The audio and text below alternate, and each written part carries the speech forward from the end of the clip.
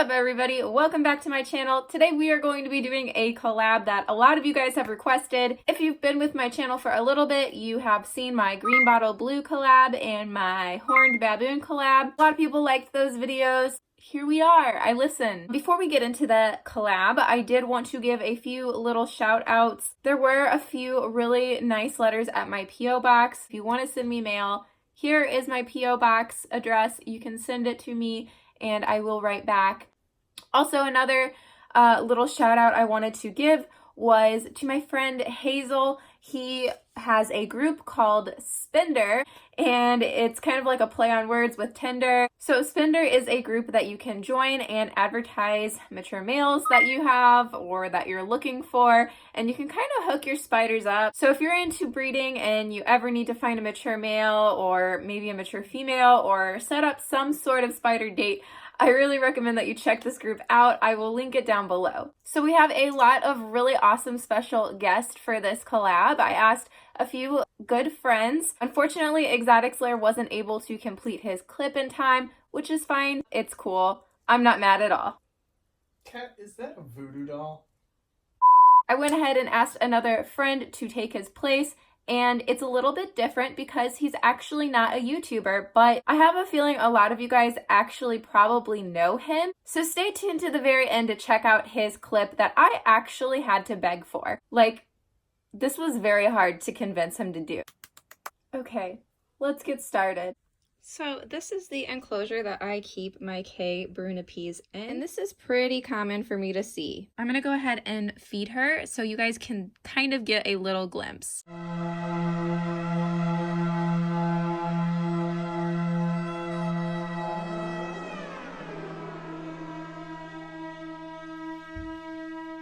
Crazy girl. Normally she just kind of grabs the food and then goes back into her pumpkin, but today she is staying out for us, so she must know the video is all about her. Yeah, for an adult female tarantula, you can tell that she is not very big.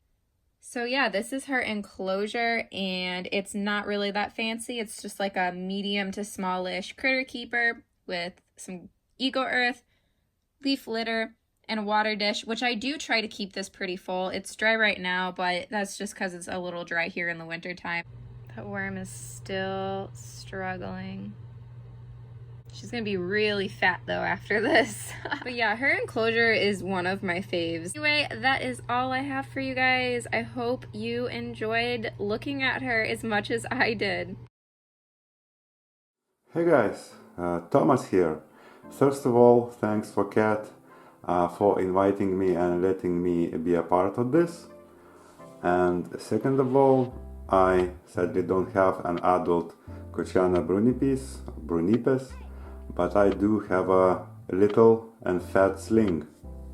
And since this vial is kinda a little bit dirty, for the purpose of this video I decided just to rehouse it into a practically identical one with a little place for the spider to hide.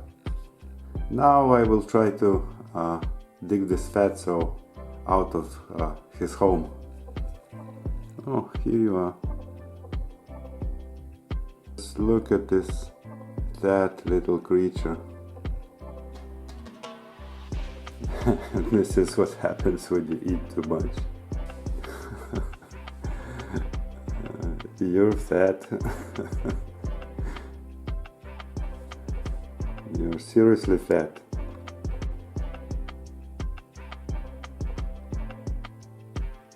Here is a Euro NCAP crash test, and let's see if this little fatso will be able to climb into its new enclosure.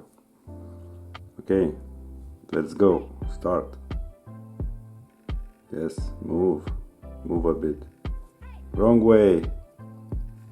Wrong way, turn around, please. Let go. Yeah. Please let go. Go inside.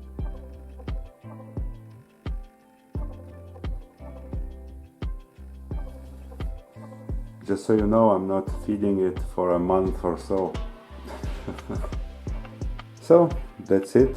and as I said previously, thank you for letting me be a part of this. Cheers, guys!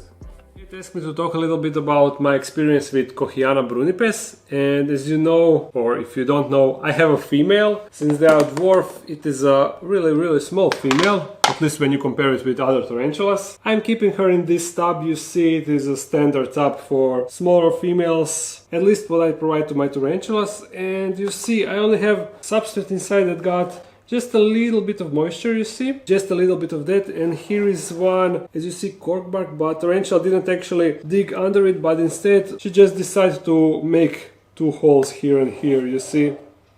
Yeah, and that's pretty much it. This is what I usually see. It is rarely outside and it rarely eats, and not really that exciting tarantula when it comes to that.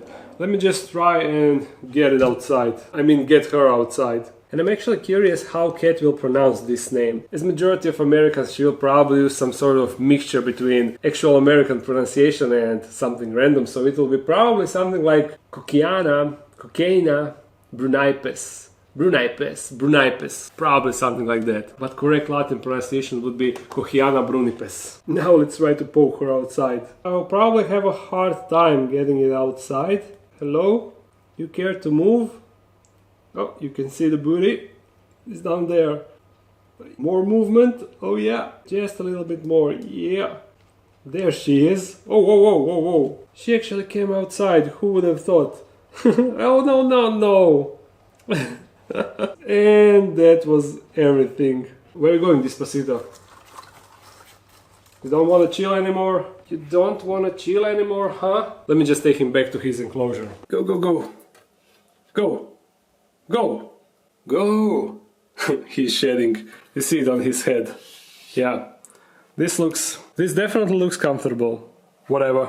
Back to tarantula. That is basically everything that I can show. Not really active or exciting species in that way. It looks cute and it is dwarf, so it takes less space, but that is basically everything. Not a lot of perks with this species. You'll basically be just looking at the dirt container most of the time, and since she's not feisty, you won't see a lot of cool takedowns. That's everything from me. Thanks for watching. Bye.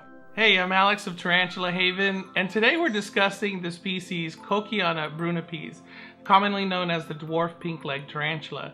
Now, I'll probably catch some flack over my pronunciation. Correct Latin pronunciation would be Kochiana brunnipes. Most people pronounce it Kochiana. However, I was corrected by a viewer saying that it was first described by Carl Ludwig Koch and therefore should be pronounced Kochiana. So that's why I pronounce it Kochiana, because that makes sense to me. Now, you're going to get the sling version from me because that's all I have. When I first got mine, I really didn't know what to expect because I had chosen it as my freebie and from an order that I got from Fear Not Tarantulas. So, boy was I surprised when I opened up that little dram vial and saw what came out of it. It was by far the tiniest sling that I have ever received. So when I first saw this, it made me really nervous because normally I would put it in the little pixie box like this, but it was so tiny I was worried that it could crawl out of the holes in the pixie box. So I decided to keep it in a small dram vial. And yeah, I was so fearful that I was going to kill this thing because it was so tiny and delicate looking that I didn't know what I was going to do. So I started it out on pre-killed fruit flies, and it didn't take long for it to molt and get a little bit of size to it. And once it did, then I started just putting in fruit flies, and it was taking them readily. And I'm starting to find that I'm falling in love with a lot of these dwarf species because a lot of them tend to be very feisty like that and able to take care of themselves very early on. So yeah, I really liked it. And it didn't take long for it to start getting some size on it, and eventually I had to move it to a dram vial like this. It's still in a dram vial because it's still very tiny. I don't know if you can see it there, but there it is. And yeah, it likes to burrow, so it made a nice little burrow all the way down, and it stays down here, but it usually goes up most of the time toward the top, and that's where it hunts for prey. But it retreats down to its burrow when it feels threatened. So there it is. Not a very spectacular tarantula, but very cute with those little pink legs. And yeah, just a beautiful little guy.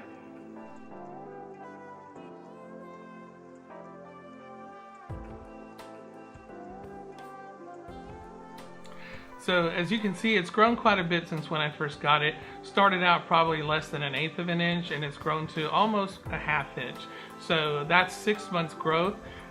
Don't be intimidated by its minuscule size when you first get it. Tiny fruit flies and tiny pre-killed prey, it will eat, it will grow, and it will thrive for you with proper care.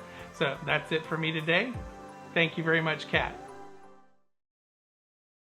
Okay, so this is my friend that I was able to convince to make a clip for my collab. He actually knows a lot about tarantulas. He's a very reputable breeder and importer.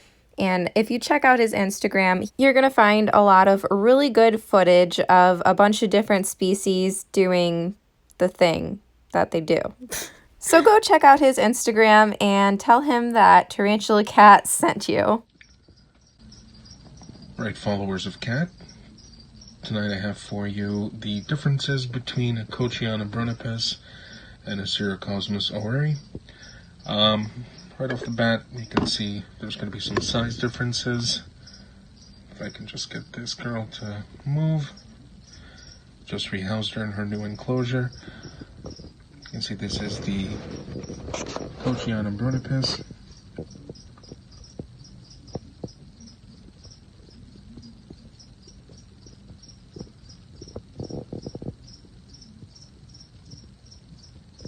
Of course, these guys are endemic to Brazil.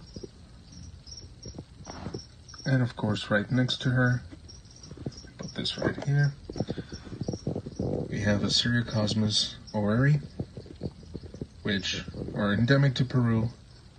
And even though this one is a little shy, let's see if we can get her to move a little bit. You can definitely see some big differences there. Especially that mirror patch or that Cirrocosmus heart shape on the abdomen. And this girl's also a lot bigger. For the most part, both of these species love to burrow. And they pretty much live underground.